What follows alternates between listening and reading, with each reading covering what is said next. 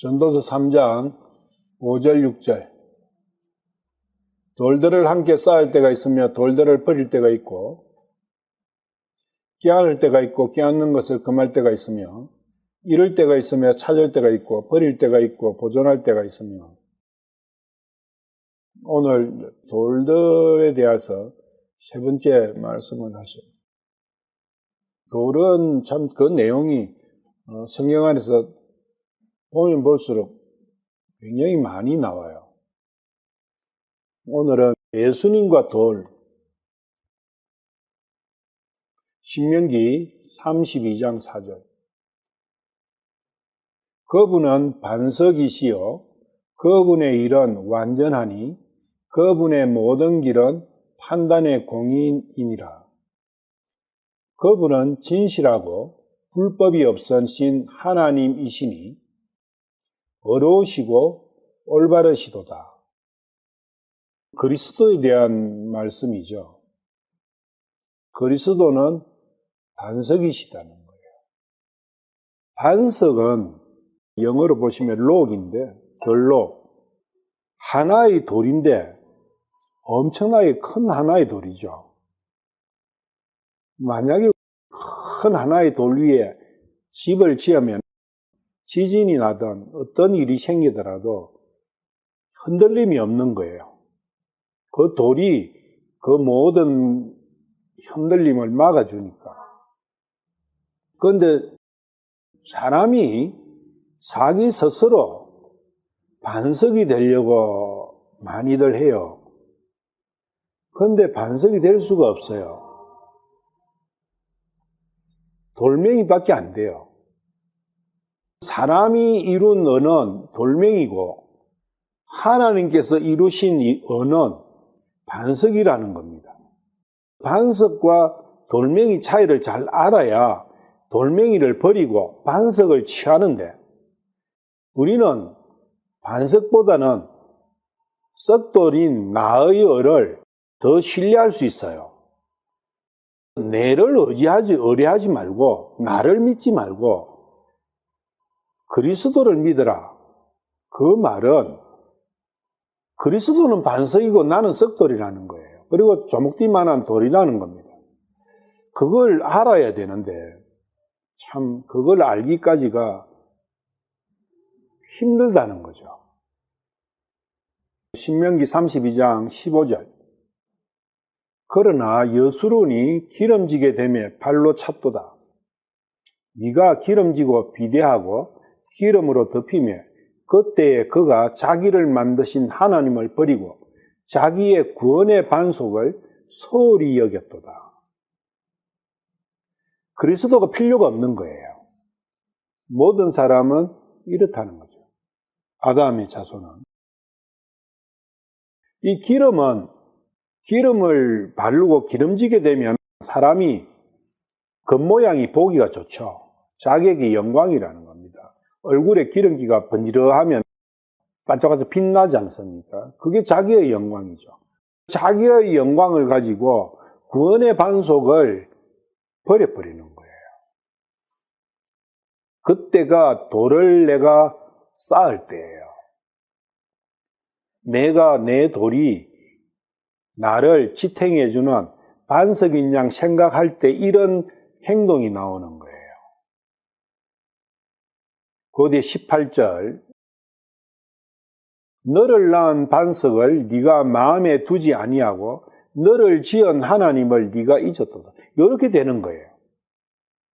자기의 얼을, 자기가 스스로 이룬 자기의 영광과 자기의 얼을 신뢰할 때는 그리스도를 받아들일 수 없는 상황이 되는 거예요. 그리고 하나님도 생각을 안 해요. 그런데 그 마음은 어떤 현상이 생기냐면, 정작 본인은 그리스도에 대한 믿음과 하나님에 대한 자기의 생각이 가장 완벽하다고 생각하고 있을 수 있어요. 근데 하나님은 반대로 판단하시는 거예요. 그게 돌로 가득한 마음을 가진 사람의 특징이에요. 자기가 돌이냐, 돌 위에 섰느냐, 반석 위에 섰느냐 체크를 해봐야 돼요. 사무엘상 2장 2절. 주와 같이 거룩한 분이 없으니 주 외에는 다른 분이 없고 우리 하나님 같은 반석도 없나이다. 우리가 의뢰할 수 있는, 믿을 수 있고 신뢰할 수 있는 것은 오직 하나님밖에 없다는 거죠. 그런데 우리는 신뢰할 수 있는 게, 내가 의지할 수 있는 것이 참 많아요. 그것들이 다 나의 반석이라고요. 근데 나의 반석은 나를 지켜주지 못합니다. 내 생각에는 나를 지켜준다고 생각하겠지만 결코 나를 지켜주지 못한다는 거예요. 하나님만 나를 지킬 수 있는 유일한 반석이라는 거예요. 우리는 반석이라는 게 간단하게 생각할 수 있는데, 반석은 내가 의지하고 내가 믿는 구석이라고 하는 그런 것들이 다 반석이에요. 나의 믿음은 어디에 가 있느냐? 과연 하나님만 내가 믿고 있느냐? 일반적으로는 첫째로는 내가 믿는 가장 신뢰하는 존재는 내 자신이고요. 두 번째로는 돈이고, 세 번째로는 세상에 갖춰진 인맥이고, 내 회사고, 내 집이고, 내 가족들이고, 다 그런 것이 나의 반석의 첫 번째 줄에 있지 않느냐. 하나님은 믿는다고 하기는 하는데 리스트에 보면 제일 꼴찌에 가 있어요. 제일 꼴찌에 가 있다고. 그것은 믿는 게 아니라는 거예요. 그런 부분을 생활 속에서 한 개 한 개 체크해 가면서 진정한 반석이신 하나님의 순위가 점점 올라와야 되지 않느냐. 그거는 생활에서 나온다는 거죠. 내가 무엇을 믿고 사느냐, 그 부분이니까. 남편을 믿고 사느냐, 아내를 믿고 사느냐, 자식을 믿고 사느냐, 돈을 믿고 사느냐, 내 자신을, 내 육신을 믿고 사느냐, 뭐 여러 가지 있을 거 아닙니까? 말씀에서는 하나님 말고는 다른 반석은 없다고 딱 말씀을 하셨는데, 나는 정작 많은 반석을 가지고 있다. 그러면 말씀을 안 믿는 거죠. 사무엘하 22장 2절 3절. 그가 이르되 주는 나의 반석이시요 나의 요새시요 나의 구출자시요 내가 신뢰할 나의 반석이 되시는 하나님이시요 나의 방패시요 나의 구원의 뿌리시요 나의 높은 망대이시요 나의 피난처시요 나의 구원자시로다. 주께서 나를 폭력에서 구원하시나이다. 반석이시고 요새시고 구출자이시다. 진정한 나를 방어해주는 방패, 나의 기초가 되시는 반석, 내가 모든 걸 볼 수 있게 만들 수 있는 높은 망대시고, 내가 어려울 때 피할 수 있는 유일한 피난처시고, 내가 사망에 처했을 때 나를 구원해 주시는 구원자는 오직 주 하나님밖에 안 계신다는 거. 이걸 진짜 믿는다면 생활이 이렇게 나와야 된다는 거죠. 나의 삶의 모습이 이렇게 나온다는 겁니다. 진짜 믿는다면. 사무엘하 22장 32절. 주 외에 누가 하나님이리요? 우리 하나님 외에 누가 반석이리요? 예수 그리스도 외에 반석 없다. 시편 62편 2절. 오직 그분만이 나의 반석이시요 나의 구원이시요 나의 방벽이시니 내가 크게 흔들리지 아니하리로.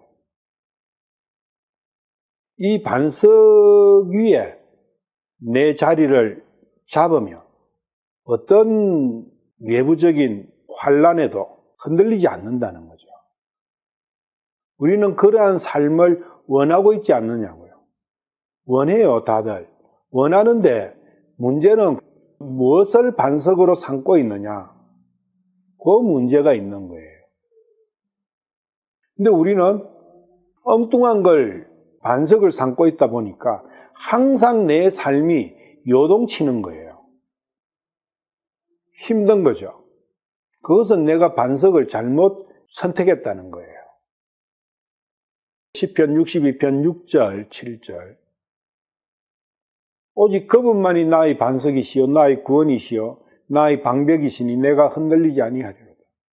나의 구원과 나의 영광이 하나님 안에 있나니 곧 내 힘의 반석과 내 피난처가 하나님 안에 있도다. 계속 그 말씀이죠. 창조주께서 이렇게 말씀하시는 거예요. 네가 의뢰할 수 있는 유일한 것은, 너가 의뢰해야만 되는 것은 창조주 하나님이시다. 그리스도시다. 출애굽기 17장 6절. 보라, 내가 거기서 호렙에 있는 반석 위에서 네 앞에 서리니 너는 그 반석을 치라. 그 반석에서 물이 나오리니 백성이 마시리라. 하심에 모세가 이스라엘 장로들 눈 앞에서 그대로 행함이라. 그러니까 이 반석에서, 호렙 반석에서 물이 강같이 흘러나왔죠. 이스라엘은 그 물을 먹고 살았어요. 이 반석을 치는 게 뭐냐면 반석을 치니까 반석이 갈라져요. 즉 반석이 죽었다는 겁니다. 반석을 죽이라는 겁니다. 예수님을 십자가에 다니까 십자가에 달아라는 거예요. 예수님을. 그래서 예수님을 십자가에 다니까 거기에서 물과 피가 흐른 거예요. 그것이 우리에게 생명수가 되는 거예요. 고린도전서 10장 4절. 모두가 같은 영적 음료를 마셨느니라. 그들이 자기들을 따라가던 영적 반석으로부터 마셨는데 그 반석은 그리스도였느니라. 정확하게 나오죠. 반석은 그리스도다. 그리스도께서는 십자가에 달리셔야 되는 거예요. 모세가 쳤어요. 그 모세가 율법이잖아요. 율법이 그리스도를 십자가에 달한 거예요. 근데 그리스도는 죄가 없어서요. 있다면 나의 죄가 그리스도께로 전가된 거죠. 그래서 그 죄를 가지고 그리스도께서는 나의 죄 때문에 그리스도께서 십자가를 지신 거죠. 그 십자가상에서 나온 그 물과 피가 나의 영적 음료가 된 거죠. 그 피를 마셔야 된다는 거죠. 그래서 이것은 영적 음료, 영적 반석 딱 나왔지 않습니까? 핵심은 다 영적인 내용이라는 거죠. 지금 무슨 반석이 눈에 보이는 반석이 있습니까? 베드로전서 2장 4절 8절. 참으로 사람들에게는 거부당하였으나 하나님께는 선정받은 돌 곧 보배로운 산돌이신 그분께 나와 너희도 살아있는 돌들로서 영적 집으로 건축되고 예수 그리스도를 통해 하나님께서 받으실 만한 영적 희생물을 드리는 거룩한 제사장이 되었도다. 여기 보시면 영적 희생물, 영적 집, 영적 반석 다 영적이죠.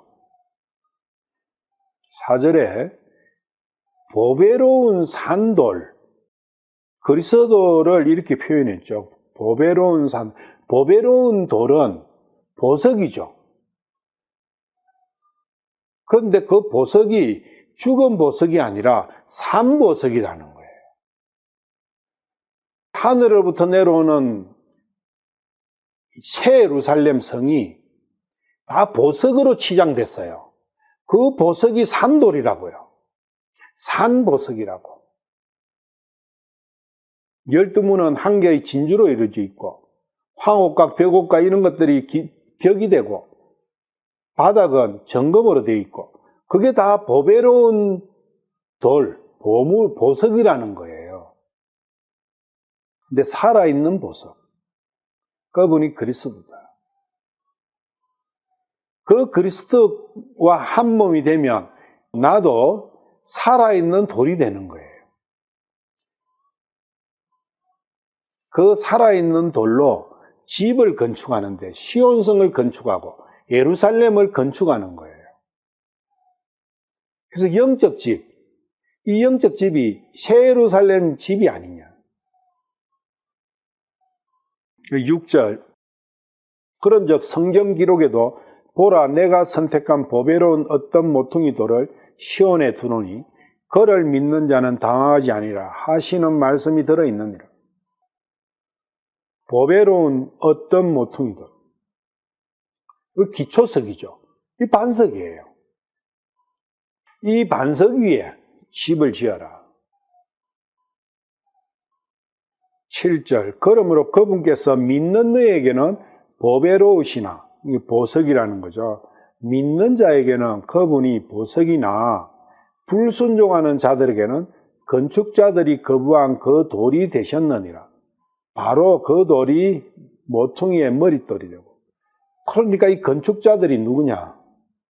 바리새인과 율법사와 이는 자기를 신뢰하고 자기의 어를 신뢰하는 썩돌로 가득한 거자가 건축자들이에요. 거자들은 이 보배로운 그리스도를 거부하게 되는 거예요.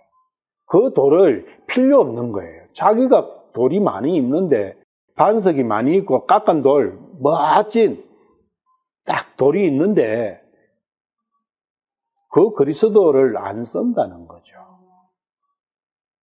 그래서 자기의 돌을 쓰지 예수님을 안 쓰는 거예요. 자기의 의가 최고지. 그래서 자기의 의를 의지하는 거예요. 의뢰하는 거예요. 자기를 의뢰하는 거죠. 자기 의를 의지하는, 의뢰하는 반석으로 삼고 있는 자들에 대한 말씀이 베드로전서 2장 4절 8절 거기서 볼 수 있고 누가복음 20장 17절 18절 그분께서 그들을 보시며 이르시되 그러면 기록된 바 건축자들이 버린 돌 바로 그 돌이 모퉁이의 머릿돌이 되었느니라. 한 이 말씀은 무엇이냐? 누구든지 그 돌 위에 떨어진 자는 부서지겠고 누구에게든지 그 돌이 떨어지면 그를 갈아서 가루로 만들리라 하시니라. 가루가 되는 것은 두 가지가 있어요. 곡식이 가루가 될 수도 있어요.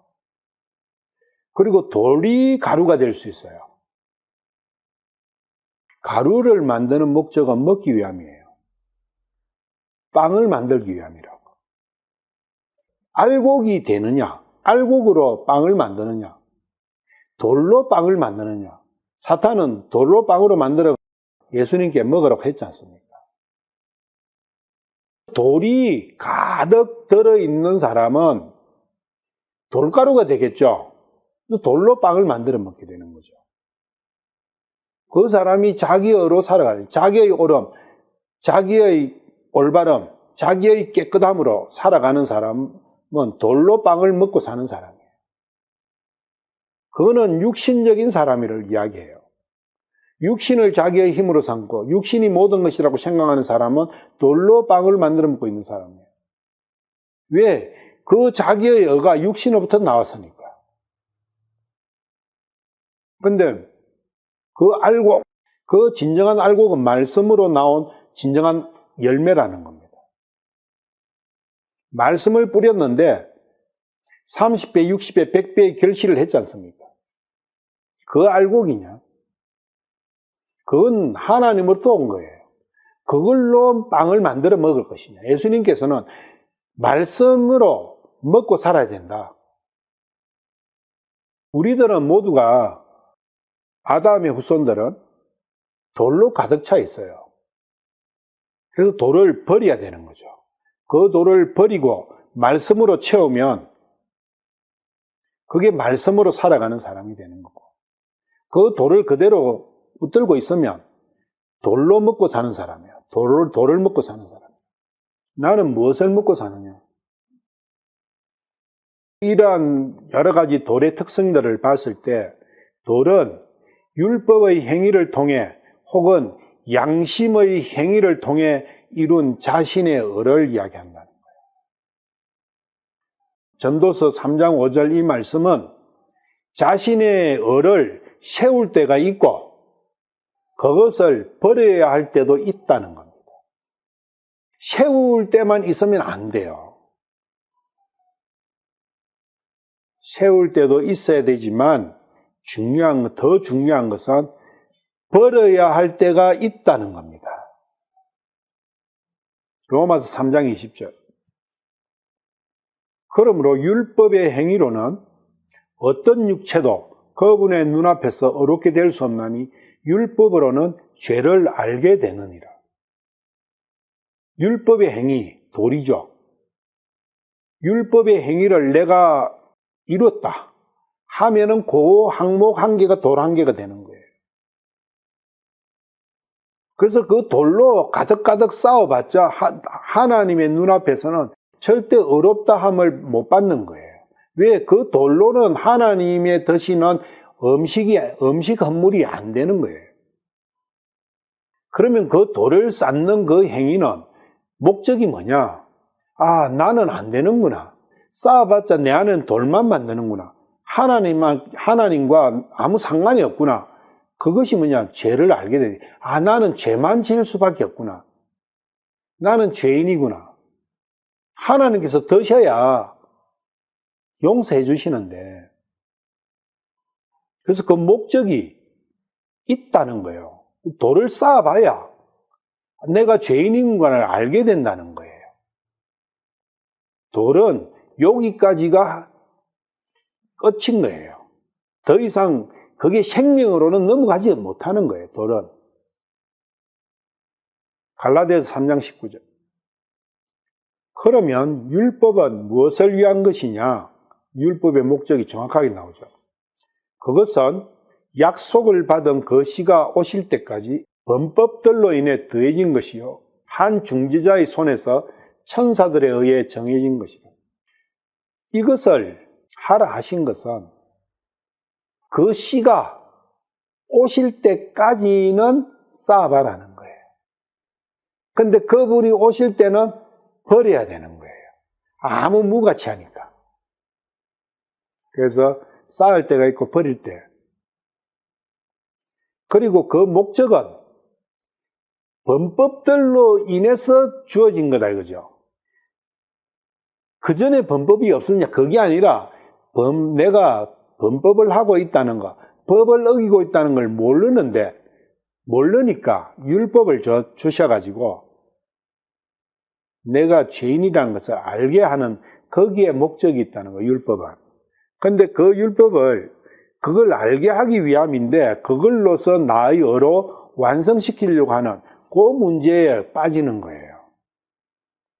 그 뒤에 갈라디아서 3장 23절에서 25절까지. 그러나 믿음이 오기 전에는 우리가 율법 아래 붙잡혀서 나중에 계시될 믿음에 이르기까지 갇혀 있었느니라. 율법 안에 갇혀 있었던 거죠. 그런즉 율법은 우리를 그리스도께로 인도하는 훈육 선생이었으니 그것은 우리가 믿음으로 어렵게 되기 하려 함이라. 그러나 믿음이 온 뒤에는 우리가 더 이상 훈육 선생 아래 있지 아니하도다. 믿음으로 어렵게 되는 그 길로 가기 위해서 행위의 의를 한번 쌓아봐라 하신 거예요. 율법의 행위의 의가 불필요하다는 게 아니에요. 그 율법의 행위의 의가 믿음의 의로 넘어가기 위해서 주신 거라고. 그래서 돌이 불필요한 게 아니라는 거예요. 필요하다는 거죠. 그런데 믿음의 해가 올 때는 버려야 된다는 거예요. 로마서 7장 7절에서 13절. 그러면 우리가 무슨 말을 하리요? 율법이 죄냐? 결코 그럴 수 없느니라. 아니라 오히려 율법을 통하지 않고서는 내가 죄를 알지 못하였으리니 율법이 너는 탐내지 말라 하지 아니하였더라면 내가 탐욕을 알지 못하였으리라. 그러나 죄가 명령을 통해 기회를 타서 내 안에서 온갖 종류의 욕정을 이루었나니 이는 율법이 없으면 죄가 죽었기 때문이라.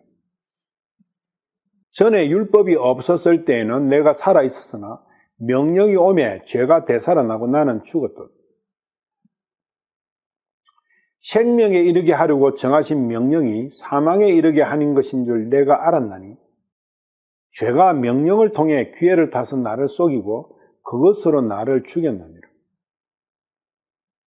그런즉 율법도 거룩하고 명령도 거룩하며 의롭고 선하도다. 그러면 선한 그것이 내게 사망을 이루느냐? 결코 그럴 수 없느니라. 오직 죄가 죄로 드러나기 위하여 선한 그것을 통해 내 안에서 사망을 이루었나니 이것은 죄가 명령을 통해 넘치도록 죄로 충만하게 하려 함이니라. 결국은 율법을 주신 것은 내가 죄인이라는 것을 알 수 있게 하기 위함인데 그걸로 의를 이루는 길로 생각해버리면 거꾸로 간 거죠. 그걸 쌓으면 쌓았어. 내가 내 율법의 행위로 내가 옳음을 쌓으면 쌓을수록 내 안에는 돌만 가득하게 된다. 그런데 그 돌이 그대로 내 안에만 있느냐? 절대로 가만히 있지 않아요. 그 돌을 가지고 그리스도를 죽이는 데 쓴다는 겁니다. 그 문제가 심각한 문제가 되죠. 돌이 많이 있는 사람은 계속 돌을 던져요. 이사야서 2장 6절에서 12절. 그러므로 주께서 주의 백성 곧 야곱의 집을 버리셨나이다. 그들에게는 동쪽에서 온 것들이 가득하며 그들은 블레셋 사람들 같이 점쟁이가 되고 낯선 자들의 자손들 가운데서 자신을 기쁘게 하나이다. 동쪽에서 온 것들은 사람의 생각에서 온 것들이죠. 사람 사는 세상에서 온 것들이니까 사람의 전통이나 사람의 생각에서 온 것들이 그것들이 이제 우리는 우상이라 하는데 그 색인 이런 모양 그런 걸 두고 하는 게 아니에요. 우리 생각을 지배하는 그러한 삶의 각종 그 모양들, 하나님의 말씀에 따른 나의 삶의 모양이 아니라 사람의 전통에 의해서, 관례에 의해서 주어진 어떤 그 삶의 모양들이 다 동쪽에서 온 것들, 우상들이에요. 그래서 낯선 자들의 자손들 가운데 이 낯선 자가 사탄의 가족들이에요. 사탄의 자식들, 마귀의 자식들이라고 하셨잖아요. 그 마귀의 자식들이에요. 이 낯선 자는 마귀를 이야기합니다. 그 마귀의 자식들 가운데서 자기를 스스로 기쁘게 하는 거예요. 여기 자신을 기쁘게 한다. 여기서 꼭 스스로를 다 빼요. 마귀 세상에서 스스로 자기 자신을 기쁘게 하기 위해서 살아가는 그 모습들. 7절 그들의 땅에는 또한 은과 금이 가득하여 그들의 보물은 끝이 없고 그들의 땅에는 또한 말이 가득하여 그들의 병거가 끝이 없습니다. 은과 금이 가득하여 보물은 끝이 없다는 거예요. 이 은과 금이 하늘 거예요. 그래서 하나님의 말씀을 가지고 자기의 을을 쌓는 거예요. 그게 끝도 없다는 거예요. 돌이 얼마나 많습니까? 자기에게는 보물이지만 하나님 보시기엔 다 돌들이라는 거예요. 썩 돌들. 남을 해치는, 남을 판단하고 남을 죽이는 그 돌이라는 거예요. 그게 끝이 없이 갖고 있다는 거. 또 그들의 땅에는 말이 가득하여 그들의 병거가 끝이 없습니다. 이 말과 병거는 다 전쟁을 하잖아요. 이 자신이 강한 거예요. 자기가 약해야 무릎을 꿇는데 이 강한 사람은 무릎을 꿇을 이유가 없죠. 8절 그들의 땅에는 또한 우상이 가득하므로 그들이 자기 손으로 만든 것, 즉 자기 손가락으로 만든 것에 경배하고, 이게 자기 손가락으로 만든 거니까 뭔가 쭈물닥쭈물닥 나무 같은 거 목각 인형 만든다고 그런 거 아니라고요. 자기 마음속에서 자기가 신뢰하는 하나님 아닌 다른 모든 것은 우상이에요. 그러니까 우상의 종류가 얼마나 많겠습니까, 이 사람이. 자기 생각할 때 보물이 가득하고 병거와 말이 가득하고 하면 9절 천한 자도 절하며 큰 자도 굴복하니 그러므로 그들을 용서하지 마옵소서. 10절 주의 두려움과 그분의 위엄의 영광으로 인하여 바위 속으로 들어가고 티끌 속에 숨을 지니라. 그래서 우상 숭배자들은 자기의 그 속으로 숨어 들어가는 거예요. 거기가 자기의 안식처인 거예요. 거기가 자기의 피난처인 거예요. 반석만이 안식처고 피난처가 돼야 되는데 자기가 쌓아놓은 그 돌무더기가 안식처고 피난처가 되는 거예요. 그날에 사람의 그만한 모습이 낮아지며 사람들의 오만함이 고개를 숙이고 주만 홀로 높여지시리라. 만군의 주의 날이 고만하고 그만한 모든 자의 위로 높여진 모든 자에게 임하여 그를 낮추며, 주의 날에 심판의 날이잖아요. 그 심판의 날에는 그 모든 것들이 아무 자기를 보호해주지 못하고 아무 쓸모없다는 거예요. 돌은 그렇다는 거예요. 그래서 이게 어떻게 결론이 나오냐. 골로새서 2장 23절. 이런 것들은 엄숙한 모습으로 경배하고 과장된 겸손과 육체의 고행을 수반하는 것으로 매우 훌륭하게 보이겠지만, 그러나 그것으로는 사람의 마음속에 파고드는 악한 생각이나 욕망을 이길 수 없으며 다만 사람을 교만하게 만들 뿐이다. 돌이에요. 돌은 이 외형적인 삶 속에서는 엄숙한 모습으로 경배하는 그러한 모습으로 나오는 거예요. 그리고 과장된 겸손으로 나오는 거예요. 그리고 육체의 고행이 수반되는 거예요. 이 세 가지의 모습을 한번 상상을 해보십시오. 얼마나 보기에는 대단한 믿음의 소유자로 보이겠습니까? 이렇게 말씀 속에서도 매우 훌륭하게 보인다는 거예요. 사람의 눈에는 너무너무 훌륭하게 보이는 사람인 거예요. 그런데 그것이 그렇게 한다 해서 그 사람의 마음속에 파고드는 악한 생각이나 욕망을 절대 못 이긴다는 거예요. 돌은 자기를 방어 못 해줘요. 자기는 아무리 선하게 살고 싶고 옳게 살고 싶지만 살 수 없다는 거예요. 다만 교만하게 만들 뿐이라는 거예요. 돌은 쌓을 수가 있어요. 쌓으면 쌓을수록 높아지잖아요. 교만만 있는 것이지. 그런데 그 교만도 그 돌멩이가 쌓은 탑이 얼마나 높은 데를 얼마나 높겠어요. 모래하고 돌멩이는 달라요. 모래를 가지고 쌓을 수 있습니까? 바다에 가서 모래 가지고 한번 쌓아보세요. 모래는 쌓아지지가 않습니다. 더구나 젖은 모래는 좀 쌓아질 수 있는데 완전히 마른 모래는요, 쌓아지질 않아요. 그래서 모래와 돌은 다른 거죠.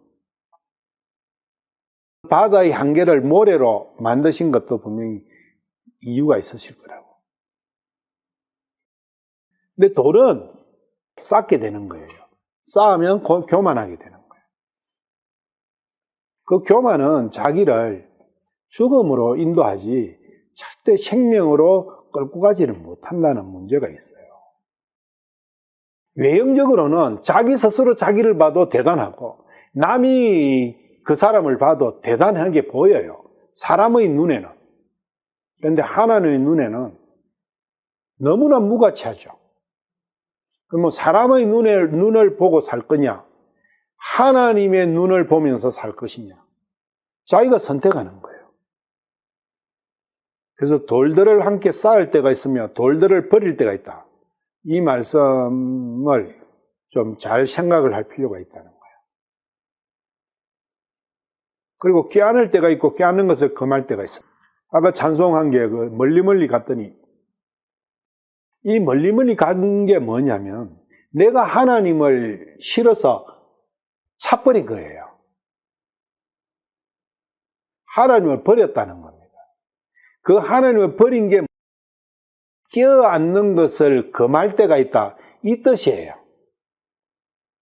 내가 껴안는 걸 싫어했다는 거예요. 하나님께서는 껴안고 계시고 싶은데 포옹하고 계속 있고 싶은데 내가 차버리고 뛰쳐나가 버린 거예요. 하나님의 품을. 그때가 있다는 거예요. 그게 탕자의 비유죠. 창세기 37장 28절. 요셉 이야기예요.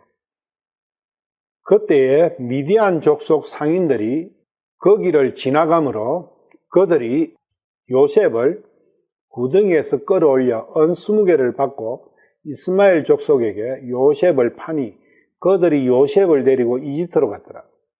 형제들이 요셉을 팔아버렸어요. 요셉을 미워하니까 팔아버리잖아요. 우리 형제가 형제를 서로 형제끼리는 껴안고 있어야 되는데 미워가지고 껴안는 데서 떨쳐내버린 거죠. 창세기 45장 14절. 그러면 요셉은 어떻게 했는가? 자기 동생 베냐민의 목을 껴안고 우니 베냐민도 그의 목을 껴안고 우니라. 또 그가 자기의 모든 형들과 입맞추며 그들을 안고 우니 그의 형들이 그제야 그와 말을 하니라. 요셉이 그 형제들을 다 포옹하고 했죠. 그 형제들은 팔았지만 우리가 예수님을 팔았지만 예수님은 결국 나를 껴안아 주시는 거예요. 그것이 너가 나를 팔은 그것이 너의 죄가 아니다.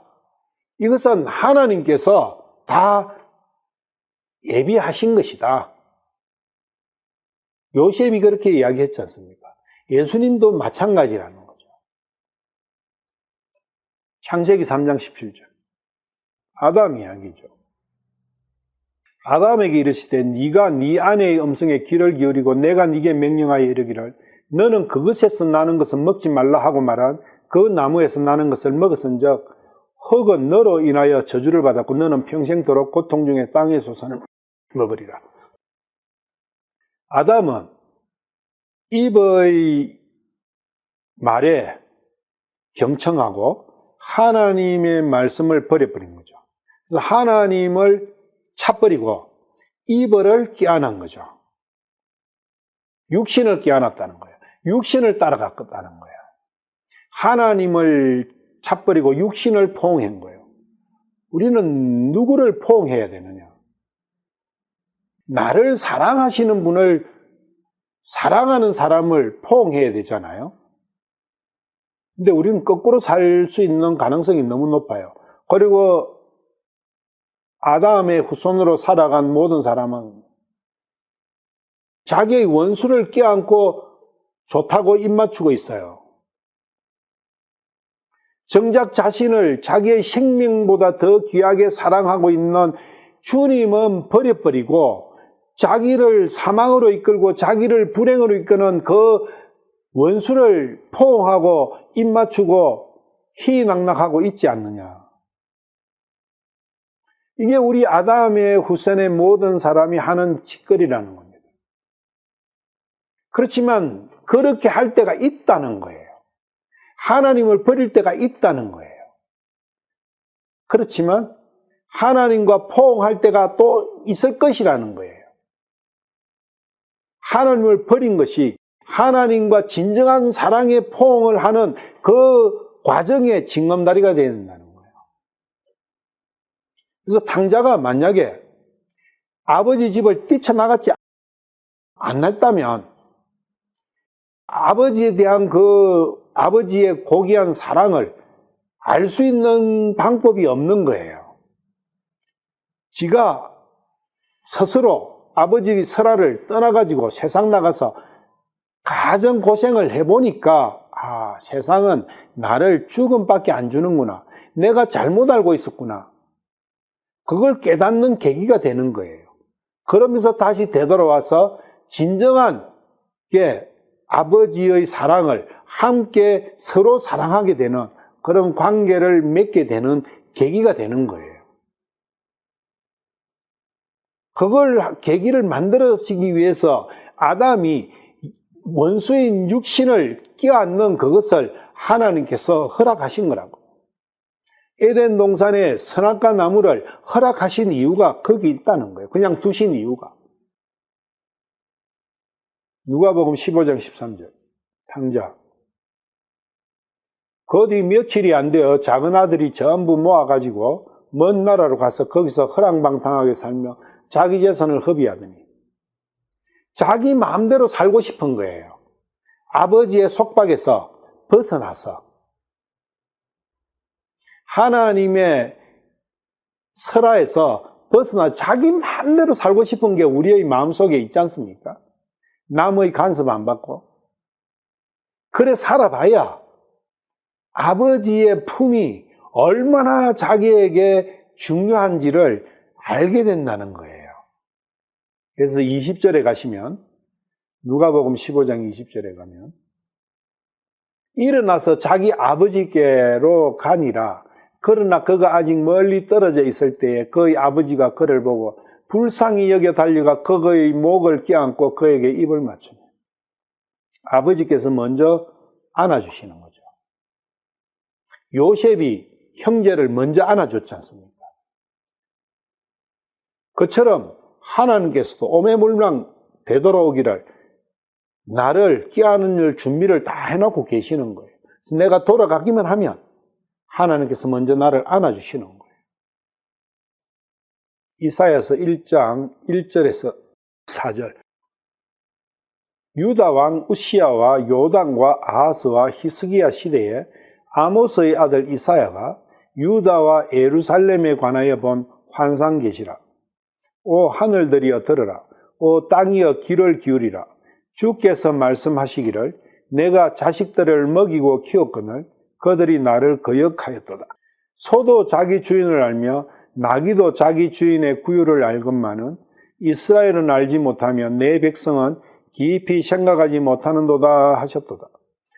죄 많은 민족이여 불법을 짊어진 백성이여 악을 행하는 자들의 시여 부패시키는 자식들이로다.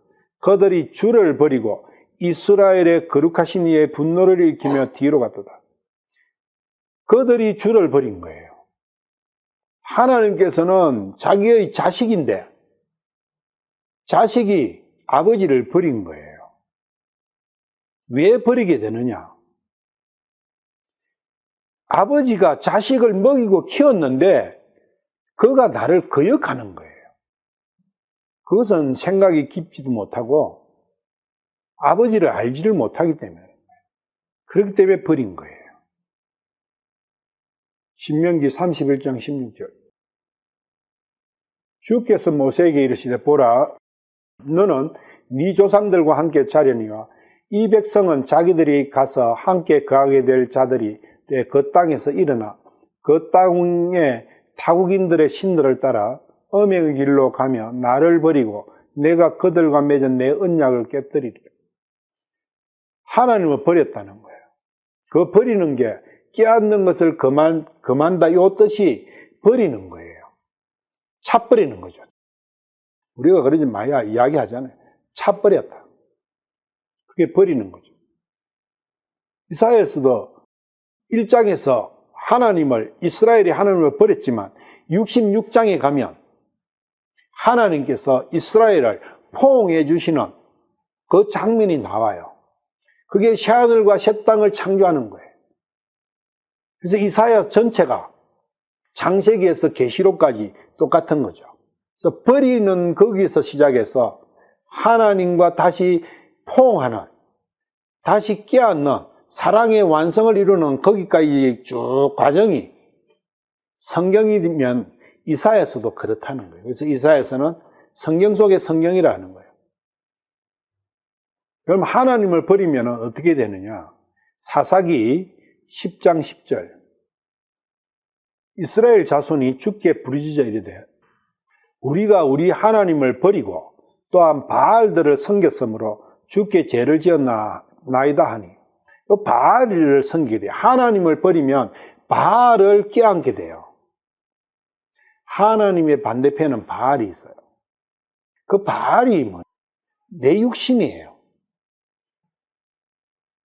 그래서 육신을 섬길 것이냐, 하나님을 섬길 것이냐. 예레미야 2장 5절. 주가 이같이 말하노라. 너희 조상들이 내게서 무슨 불법을 보았기에 나를 떠나 멀리 가고 허무한 것을 따라 걸으며 허무한 자가 되었느냐. 하나님께서 이렇게 말씀하시는 것이에요. 내가 무슨 너한테 잘못 행한 게 뭐 있냐? 내가 너한테 뭘 잘못했길래 너는 나를 멀리 떠나고 버리고 허무한 것을 따라 걸어갔느냐? 육신을 따라갔느냐는 거예요. 우리의 모든 삶은 육신에 종속되어 있지 않습니까? 육신에 연결되어 가지고 살아가고 있지 않아요? 육신 아닌 단 한 개라도 있습니까? 우리의 삶의 모든 모습이. 예레미야 2장 13절. 내 백성이 두 가지 악을 행하였으니 곧 그들의 생수의 샘인 나를 버렸고 또 자기들을 위해 물 저장고들, 즉 물을 가두지 못할 터진 저장고들을 팠는다. 두 가지 문제가 있다는 거예요. 하나님을 버린 것과 두 가지 악이 있는데, 한 개는 하나님을 버려버린 거예요. 하나님은 사랑하고 싶은데 진짜 나를 사랑하시는 하나님을 내가 버려버린 거예요. 차버린 거예요. 두 번째로는 차버리니까 스스로 살아가야 되잖아요. 그러니까 스스로 물 저장고를 우물을 파는 거예요. 그런데 그 우물에는 물 안 나와요. 이거 어리석음 아니냐. 그 뒤에 에레미야 2장 17절. 주 네 하나님이 너를 길로 인도할 때에 네가 그를 버림으로 넌 너를 위해 이것을 어찌 아니하였느냐. 하나님을 버리니까 다른 걸 넣는 거예요. 그것은 자기가 자초한 거죠. 그 뒤에 에레미야 2장 19절. 네 자신의 사악함이 너를 바로잡고 네 타락함이 너를 꾸짖으리라. 그런즉 네가 주 네 하나님을 버린 것과 네 속에 나를 두려움이 없는 것이 악한 일이요 쓰라린 일인 줄 알고 주의하라. 주 만군의 하나님이 말하노라. 주님을 버려버린 것, 주님의 사랑을 버려버린 것, 그것과 주님을 두려움이 없는 그것이 악의 본질이다. 그것은 내 스스로 살 수 있다는 거예요. 하나님 간섭 안 받고 싶다는 거예요. 하나님 보호가 필요 없다는 거예요. 그것이 악한 거니까 그 악을 잘 생각해서 깨달아라. 나는 이런 형태로 저런 형태로 해서 하나님을 버렸는데, 하나님의 사랑을 거절했는데 하나님께서는 어떠하시느냐. 이사야서 49장 14절 15절. 이게 하나님의 마음이에요. 내가 하나님을 버렸지만 하나님께서는 나를 향해서 계속 이런 말씀을 하시는 거예요. 그러나 시온은 이러기를 주께서 나를 버리셨으며 내 주께서 나를 잊었다 하였거니와, 이 잘못된 말이지 않습니까? 주께서 나를 버리신 게 아니라 내가 주님을 버린 거죠. 그리고 주께서 나를 잊으신 게 아니라 내가 주를 잊은 거죠. 여인이 자기의 젖먹는 자식을 잊을 수 있겠으며 자기 태에서 난 아들을 불쌍히 여기지 않을 수 있겠느냐? 참으로 그들은 혹시 나를 잊을지라도 나는 너를 잊지 아니하리라. 주님의 말씀이라. 우리는 거꾸로 생각해요. 주께서 나를 버리셨고 주께서 나를 잊으셨다. 창세전부터 주께서는 나를 버리시지도 않았고 잊으시지도 않은 거예요. 시편 137편 5절 6절. 오 예루살렘아, 내가 너를 잊을진대 내 오른손이 자기 솜씨를 잊을지로다. 내가 너를 기억하지 아니하거나 내가 가장 기뻐하는 것보다 예루살렘을 더 좋아하지 아니할진대 내 혀가 내 이천장에 붙을지어다. 이게 나를 향한 하나님의 마음이라는 거예요. 세상은 없어지더라도 하나님이 나를 생각하는 그 생각은 변치 않으신다는 거죠. 이게 하나님의 사랑이라는 거예요. 나를 향해서. 이사야서 46장 3절. 오 야곱의 집이여, 이스라엘의 집에 남은 모든 자여, 내게 귀를 기울일지어다. 너희는 배에서부터 내게 안겼고 태에서부터 내게 업혔나니 너희가 노년에 이를 때까지 나는 거니라. 백발이 될 때까지 내가 너희를 업으리라. 내가 만들었은즉 내가 안을 것이요 내가 너희를 업고 건져내리라. 너희가 나를 누구와 같다 하겠으면 나를 누구와 동등한 것으로 여기고 나를 비교하여 우리와 같게 만들겠느냐? 그들이 주문해서 금을 아낌없이 쏟아주고 언을 저울에 달며 검 세공업자를 고용하고 그것으로 신을 만들게 하고 참으로 엎드려 경배하는도다. 하나님은 3절, 4절 이러시는데 우리는 6절처럼 이렇게 하지 않느냐.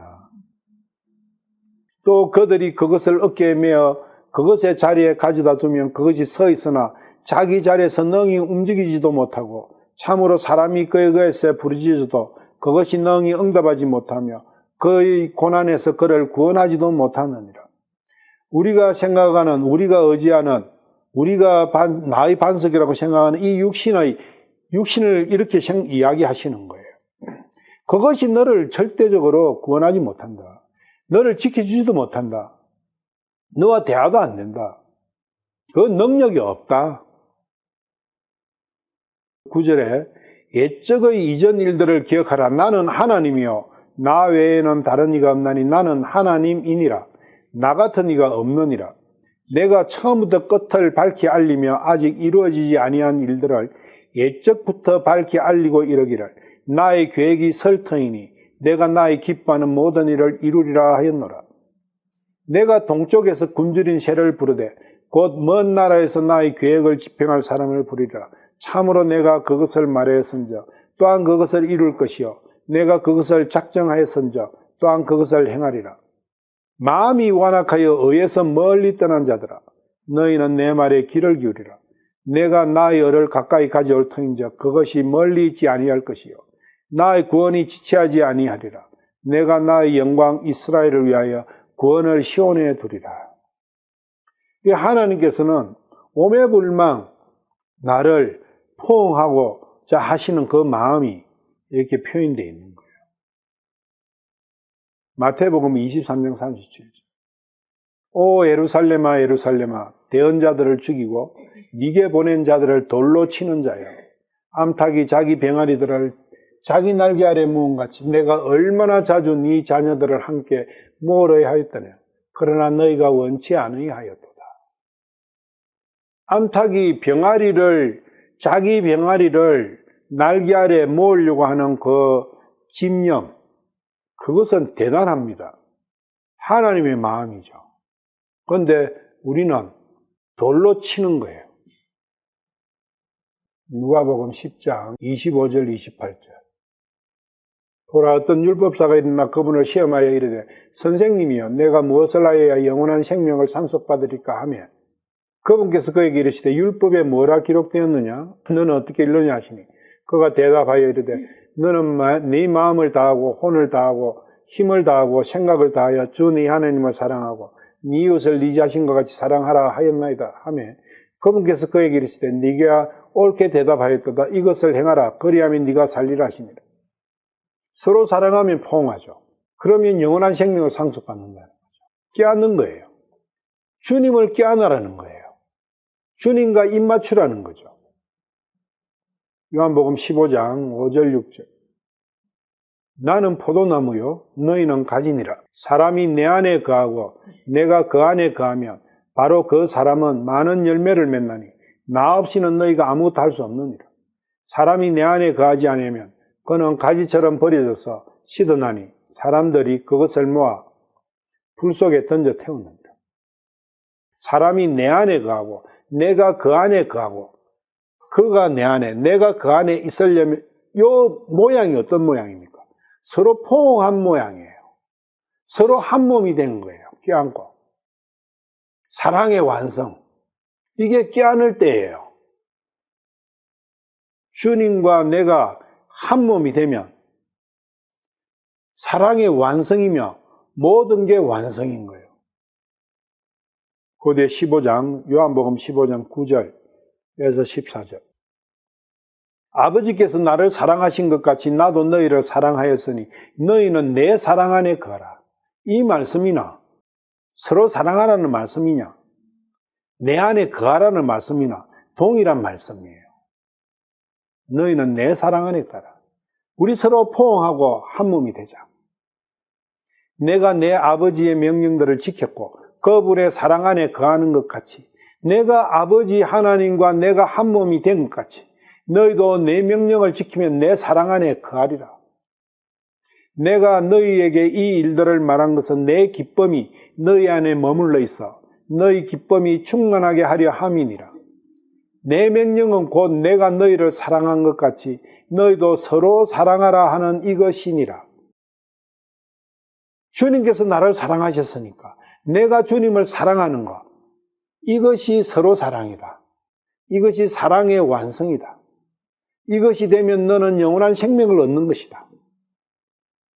13절. 사람이 자기 친구를 위해 자기 생명을 제물로 내놓는 것, 이것보다 더 큰 사랑은 없나니. 가장 큰 사랑은 이 자기 친구인데 친구 이걸 쳐보시면 가장 사랑하는 자 이렇게 나와 있어요. 그냥 우리가 일반적으로 말하는 친구 아니에요. 자기의 사랑하는 자를 위해서 자기 생명을 제물로 내놓는 거예요. 그냥 자기 생명을 내놓는 게 아니고 제물로 내놓는 거예요. 이 뜻을 보시면 제물로 쓴다고 나와 있어요. 예수님의 생명을 나를 위한 제물로 바쳤지 않습니까? 이것보다 더 큰 사랑은 없나니 무엇이든지 내가 너희에게 명령하는 것을 너희가 행하면 너희가 나의 친구니라. 주님께서 하신 명령을 내가 행하면 내가 주님의 친구가 된다. 그건 나도 주님을 사랑하는 것이 된다는 거예요. 그러면 서로 사랑의 관계가 형성되는 거예요. 오늘 여기까지